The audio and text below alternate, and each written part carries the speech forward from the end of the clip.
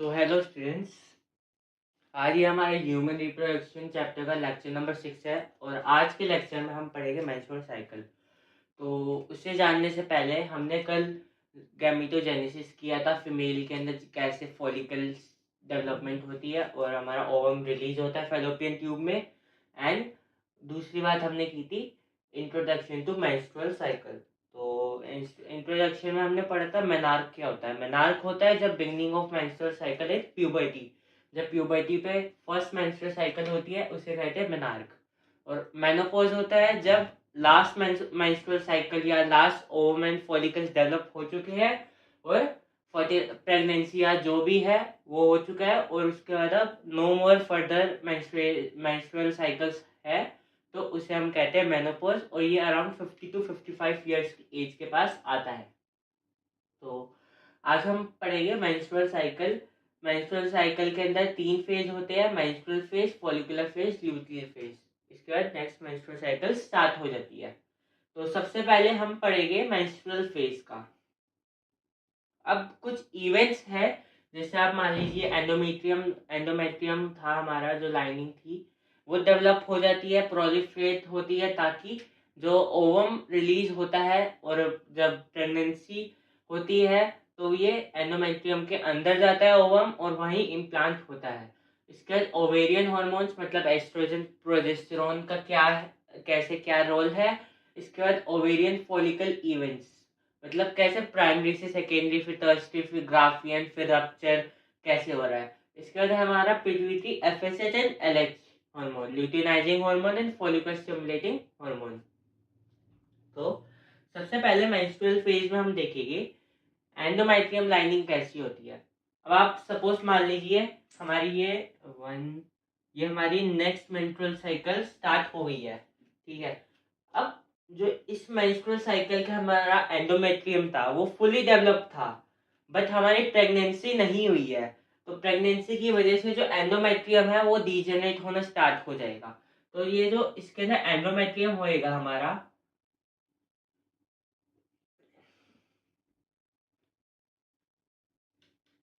जो हमारा एंडोमेट्रियम होगा वो धीरे धीरे जनरेट डीजनरेट हो रहा होगा।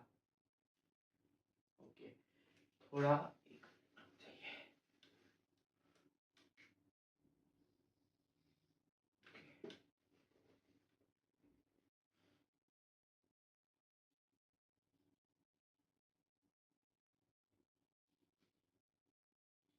हमारा जो फॉलिकुलर फेज है उसके बाद ये जो हमारा एंडोमेट्रियम होता है ये वापस से प्रोलिफरेट और इम्प्लांटेशन के लिए रेडी होने के लिए वापस से हो जाता है। उसके बाद ये ऐसे हो जाता है। थोड़ा डायग्राम सही नहीं बना बट कोई बात नहीं, समझाने के लिए काफ़ी है। हमारा ये एंडोमेट्रियम है। एंडोमेट्रियम हमारा मेंस्ट्रुअल फेज, जैसे एक मेंस्ट्रुअल साइकिल खत्म हो गई तो जो दूसरे मेंस्ट्रुअल साइकिल का मेंस्ट्रुअल फेज होएगा उसके अंदर हमारा एंडोमेट्रियम लाइनिंग पहले तो डीजेनरेट हो रही होएगी, क्योंकि वो पिछले मेंस्ट्रुअल साइकिल में पूरा डेवलप था, वो डीजेनरेट होएगा।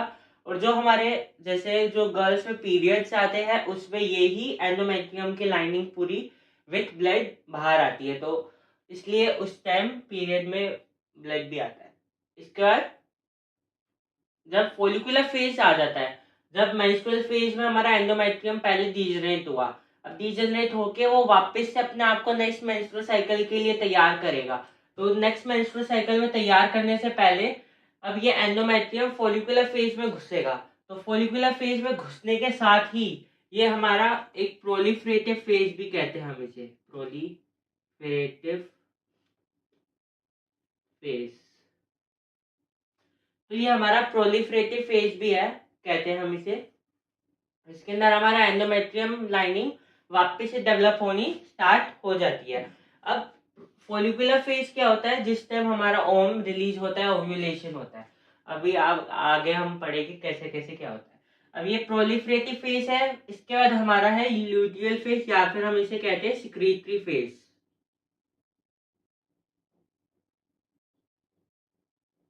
सिक्रीटरी फेज के अंदर भी हमारा एंडोमेट्रियम पूरा डेवलप हो जाता है और सिक्रीटरी फेज के लास्ट के टाइम में वापस से अगर हमारा जो प्रेगनेंसी है वो हो गई है तो ये हमारा एंडोमेट्रियम ऐसे ही रहेगा, और अगर प्रेगनेंसी नहीं हुई है तो ये वापस डीजेनरेट होएगा और नेक्स्ट मेंस्ट्रुअल साइकिल में पहले पूरा खत्म होके फिर न्यू एंडोमेट्रियम लाइनिंग वापस से बनेगी।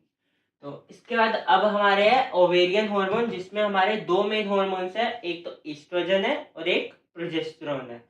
ईस्ट्रोजन क्या है? ईस्ट्रोजन में क्या होता है?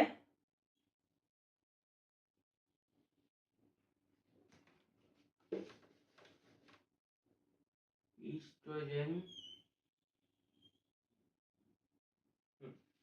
ईस्ट्रोजन ईस्ट्रोजन हमारा जो ईस्ट्रोजन हार्मोन है वो दो पीक पीरियड होते हैं जब वो हाई लेवल्स होते हैं उसके बॉडी में। एक तो हमारा ओव्यूलेशन के टाइम और एक होता है हमारा सिक्रीटरी फेज के टाइम, ताकि हमारा ओवम डेवलप होके इम्प्लांट हो सके। और जो ईस्ट्रोजन है और ये दूसरा हमारा है प्रोजेस्टेरोन।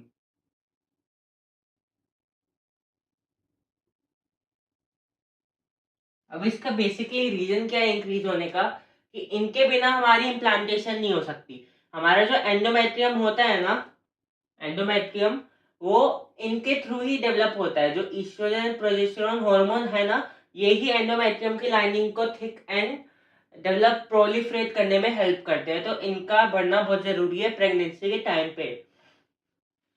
यानी कि ओव्यूलेशन के टाइम पे सिर्फ ईस्ट्रोजन बढ़ता है और जो हमारा सिक्रीटरी फेज होता है उस टाइम पे दोनों बढ़ते हैं।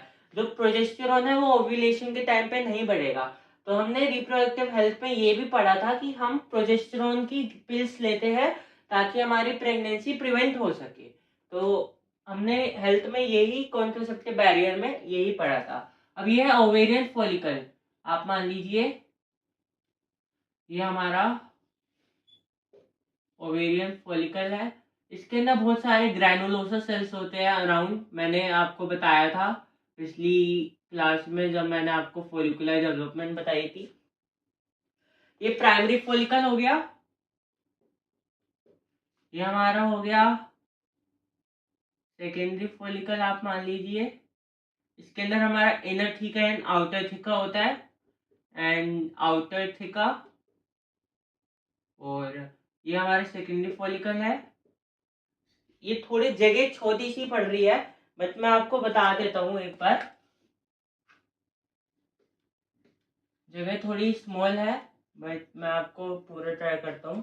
आप मान लीजिए हमारा सेकेंडरी है, सेकेंडरी फॉलिकल।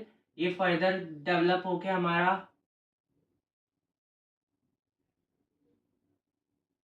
टर्सरी फॉलिकल बनेगा। टर्सरी से हमारा ग्राफियन बनता है और ग्राफियन में फिर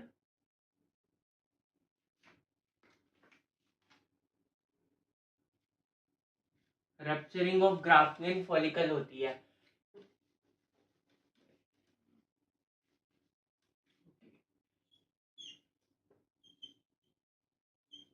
ये प्राइमरी हो गया, ये आप मान लीजिए सेकेंडरी फॉलिकल हो गया। ये हमारा मान लीजिए आप fluid fill cavity antrum. Tertiary follicle की पहचान इसलिए होती है, फ्लूइड फिल कैविटी एंट्रम होती है उसके अंदर। सेकेंडरी में हमारा इनर एंड आउटर थीका होता है, प्राइमरी में सिर्फ ग्रैनुलोसा सेल्स एंड ओवम होता है। अब इसके बाद हमारा होएगा ग्राफियन फॉलिकल, ग्राफियन फॉलिकल। और ये जो हमारा ये था इस पे रप्चरिंग ऑफ ग्राफियन फॉलिकल, जो हमारा ओवम है वो रिलीज हो गया है। तो ये रप्चरिंग ऑफ ग्राफियन फॉलिकल, ये मैंने शॉर्ट फॉर्म में बताया बट आपको पूरा डिटेल में बना के आना पड़ेगा। इसके बाद ये ग्राफियन रप्चर हो गया, ओव्यूलेशन हो गया। अब इसके बाद क्या होता है, ये जो रप्चर्ड ग्राफियन फॉलिकल है ना, सिक्रीटरी फेज आ गया हमारा, ल्यूटियल फेज।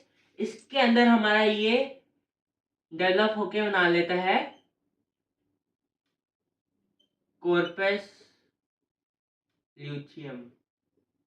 मैंने आपको पिछली क्लास में जब ओवरी के अंदर का फॉलिकुलर डेवलपमेंट दिखाया था तो उसके अंदर बताया था ये जो कॉर्पस ल्यूटियम होता है ये सोर्स ऑफ प्रोजेस्टेरोन होता है। इस प्रोजेस्टेरॉन को रिलीज करते रहता है ताकि हमारी एंडोमेट्रियम की लाइनिंग मतलब बनी रहे, ताकि वो इम्प्लांटेशन हो सके। अब अगर हमारे इम्प्लांटेशन या फर्टिलाइजेशन नहीं हुई तो ये कॉपर्स ल्यूटियम अपने आप डिजेनरेट होना स्टार्ट हो जाता है और हमारी एंडोमेट्रियम लाइनिंग भी डिजेनरेट होनी स्टार्ट हो जाती है। अब कॉपर्स ल्यूटियम का मेन रोल यही है, प्रोजेस्टेरॉन में करता है हमारा। पहले एक बार इसका वापस समझ लेते हैं। प्राइमरी फॉलिकल से सेकेंडरी, फिर टर्शियरी, फिर ग्राफियन, फिर रप्चर होकर हमारा ओवम बाहर आ गया ओव्यूलेटरी फेज पे। हमारा इसका कॉपर्स ल्यूटियम है जो कि प्रोजेस्टेरॉन का सोर्स होता है। और अगर ये ही नहीं डेवलप होएगा तो हमारी प्रेगनेंसी अवॉइड हो जाएगी, क्योंकि ये जैसे ही हमारा ग्राफियन फॉलिकल कन्वर्ट हुआ ना रप्चर्ड कॉर्पस ल्यूटियम में, तो ये पहले हमें यही पता चलता है कि हमारी प्रेगनेंसी है या नहीं। अगर हमारी प्रेगनेंसी है, फर्टिलाइजेशन हो चुकी है, तो कॉर्पस ल्यूटियम बने रहेगा हमारा, और ये आगे जाके थोड़ा प्रोजेस्टेरोन हार्मोन में हेल्प करेगा। मैंने बताया था ये 3 मंथ्स तक करता है, जब तक प्लेसेंटा डेवलप नहीं हो जाता। और ये लाइनिंग हमारी मतलब बने रहेगी, जिसकी वजह से हमारी इम्प्लांटेशन हो जाएगी। अब इसके बाद हमारा है FSH and LH, follicular stimulating hormone and luteinising hormone. ये एक है, ये थोड़ी जगह कम पड़ रही है इसलिए थोड़ा अच्छे से नहीं बना, बाकी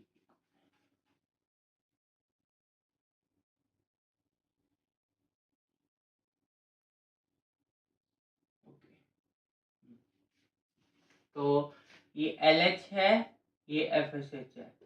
फॉलिकुलर स्टिमुलेटिंग हार्मोन से हमारा फॉलिकुलर डेवलपमेंट होता है, और रप्चर के बाद हमारा कॉर्पस ल्यूटियम और बनता है। LH भी एक LH सर्ज होती है इसके अंदर, जिसके टाइम पे हमारा ओवेरियन ओवम हमारा रिलीज होता है ग्राफियन फॉलिकल से। अब इसके अंदर मेनली क्या है, मेंस्ट्रुअल फेज में एंडोमेट्रियम लाइनिंग डेवलप होती है। प्रोजेस्टेरोन ईस्ट्रोजन की मतलब धीरे धीरे बढ़ता है भाई, प्रोजेस्टेरोन नहीं बढ़ता हमारा। इसके अंदर डेवलपमेंट होती है primary, secondary, tertiary and Graafian follicle की। इसके बाद हमारा FSH LH होती है, ये हमारा इसका रोल नहीं है मेंस्ट्रुअल फेज में। इसके बाद हमारा है फॉलिकुलर फेज या प्रोलिफरेटिव फेज, जिसके अंदर हमारी ओव्यूलेशन होती है। ओव्यूलेशन में हमारा ईस्ट्रोजन ज़्यादा बढ़ेगा, क्योंकि हमारे एंडोमेट्रियम को डेवलप होना है। सबसे पहले हमारा एंडोमेट्रियम डेवलप ही होता है ईस्ट्रोजन से। इसके बाद हमारा इस जो फॉलिकुलर फेज है इसके 14 डे पे, मतलब जो मेंस्ट्रुअल साइकिल का मिड डे होता है उसी डे पे ये हमारा जो ओवम है वो रप्चर मतलब ग्राफियन फॉलिकल रप्चर होके हमारा ओवम रिलीज करता है, और इसी पे हमारा FSH एंड LH रिलीज होता है, जिसकी वजह से हमारी जो ओवम है और स्पर्म है उसके बीच में फर्टिलाइजेशन होने के बाद हमारा जो प्रेगनेंसी है वो मेंटेन रहेगी। ल्यूटियल फेज है अब हमारा थर्ड। ल्यूटियल फेज में हमारा एंडोमेट्रियम डेवलप मतलब डिजनरेट नहीं होएगा जब तक प्रेगनेंसी है, और जब तक मतलब कॉर्पस ल्यूटियम है। बेसिकली एंडोमेट्रियम कॉर्पस ल्यूटियम की वजह से ही है। इसके अंदर हमारा ल्यूटियल फेज में हमारा प्रोजेस्टेरोन है, प्रोजेस्टेरोन का हाई लेवल होएगा और ईस्ट्रोजन का हाई लेवल होएगा।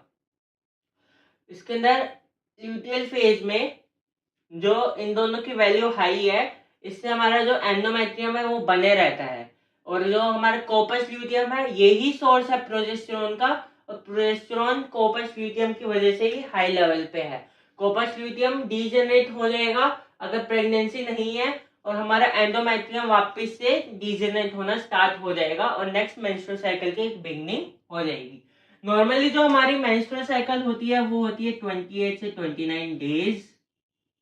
इसमें से पहले से 1 से 10 दिन हमारे नॉर्मल इसके होते हैं, फिर 11 से आप मान लीजिए 17 तक हमारा फॉलिकुलर फेज होता है, और ल्यूटियल फेज होता है हमारा 17 के बाद जितने भी 18 से 29 या 28। ठीक है, अब आप मान लीजिए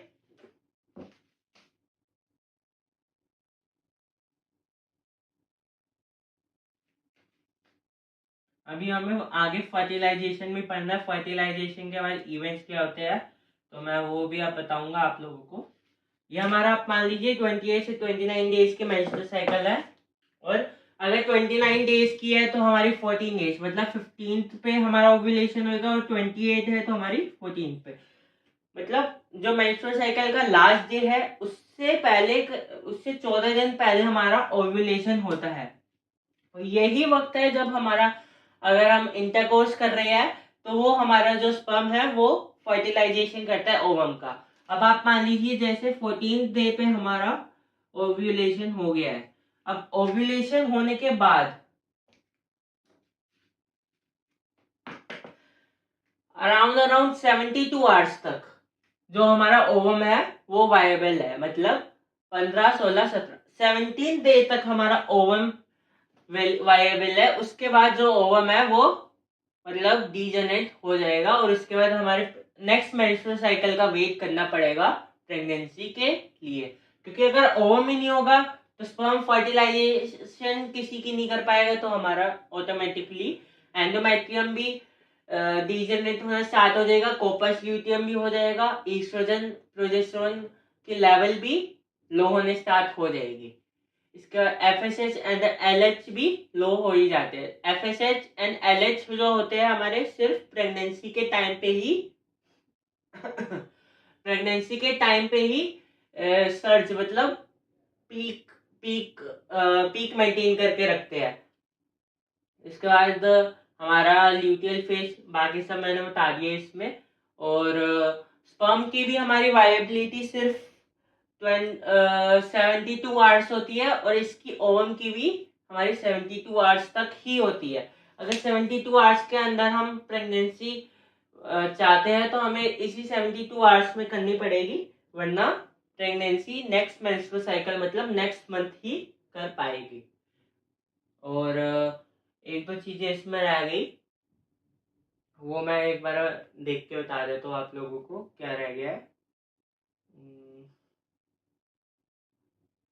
हाँ, अगर हमने रिप्रोडक्टिव हेल्थ में एक चीज पढ़ी थी कि हमें प्रेगनेंसी अवॉइड करनी है according to natural barrier methods, या फिर तो नेचुरल बैरियर मेथड्स में कोइटस इंटरप्टस था कि कोइटस को हमने जस्ट बिफोर इजैकुलेशन निकाल लिया, उसके बाद हमारा लैक्टेशन एमेनोरिया था, ठीक है, मेंस्ट्रुअल साइकिल का लैग, और एक और था हमारा जिसके अंदर हमने कहा था कि to avoid the sexual intercourse during the peak ovulation। तो जो हमारी 14 डे होती है, या फिर आप मान लीजिए 11 से 17, एक बार इसका स्क्रीनशॉट ले लीजिए, इसके बाद मैं रफ करके आपको बताता हूँ इसका क्या रीजन था।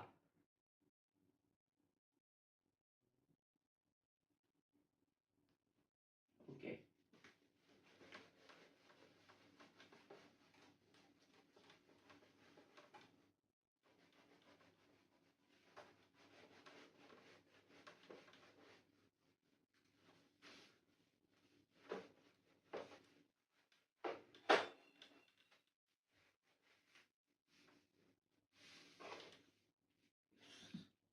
तो आप मान लीजिए हमारा जो 11 से 17 डे है, 70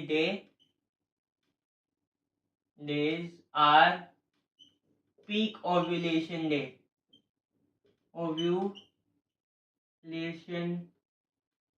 डे।